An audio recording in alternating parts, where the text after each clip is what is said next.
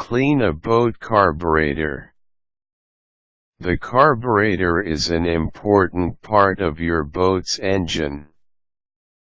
It mixes together air and water for the engine's internal combustion. Proper cleaning and maintenance is crucial to keep your carburetor in good condition to help you save on fuel and maintenance costs. Read on and find out how you can clean your boat's carburetor with these super easy steps. Remove the fuel-water separator filter. The most common problem encountered with a dirty carburetor is engine stalling. This usually happens when the carburetor jets become clogged up with automotive fuel additives.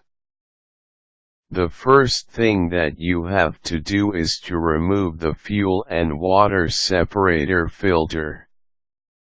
You can generally find the filter in between the pump and the carburetor or the fuel injection tank.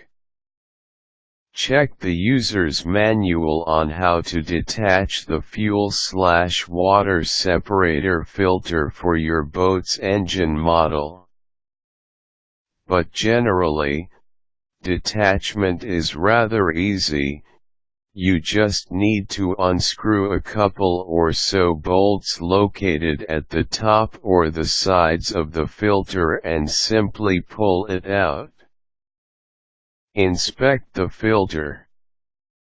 Inspect the fuel-water separator filter for gunk or glop that may have built up around the rim or other parts of the filter. Remove the dirt and fragments that might have clung into the filter using your hand. Be sure to wear protective gloves to prevent getting stained with grease and grime, which are very difficult to clean. Take the carburetor and place it on a clean, flat surface. Inspect the separator filter once again, then gently wipe the surface with a dry, clean cloth. Fill the fuel-water separation filter with a cleaning formula. Make sure that the carburetor cleaning formula, preferably solvent-based, has a fast penetrating capacity. This will effectively dissolve and remove gum or dirt deposits in the filter.